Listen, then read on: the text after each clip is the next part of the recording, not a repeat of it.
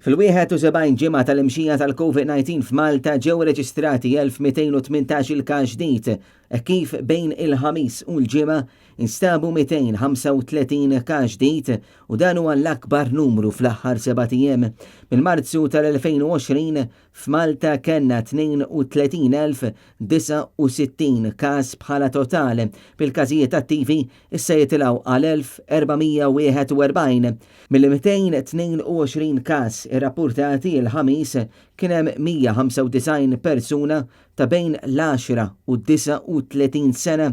Rata medja tal-persuni pożittivi kienet dik ta' 24 sena. Il-Ministeru tas-Saħħa qal li bħalissa 14 il-każ li qed jirċievu l-kura fl-isptar Mater Dei, persuna li tinsab f'qagħda kritika mhux magħrufa l-età ta' din il-persuna. Aħbar pożittiva hi li fl-aħħar sigħat 6 persuni fiqu mill-virus, bl-ammont ta' persuni li fiqu huwa dak ta' 30,208 persuni.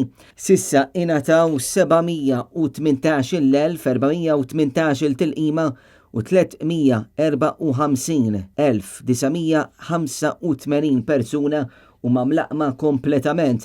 Informazzjoni aktar dettaljata mitluba minn Net News dwar minn fejn ġejjin il-każijiet, kemm minnhom huma ta' persuni mlaqma, kemm huma każijiet lokali u kemm importati baqgħet ma natax. Ma nafux ukoll kemm hemm Maltin li issa jinsabu pożittivi għal dan il-virus.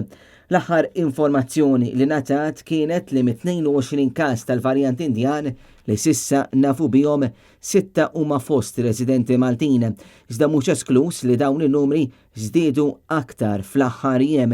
L-appelli mill-awtoritajiet tas-saħħa baqgħu konsistenti għal ħtieġa ta' aktar kawtela u biex wieħed iżomm id-distanza soċjali speċjalment fuq il-bajjiet.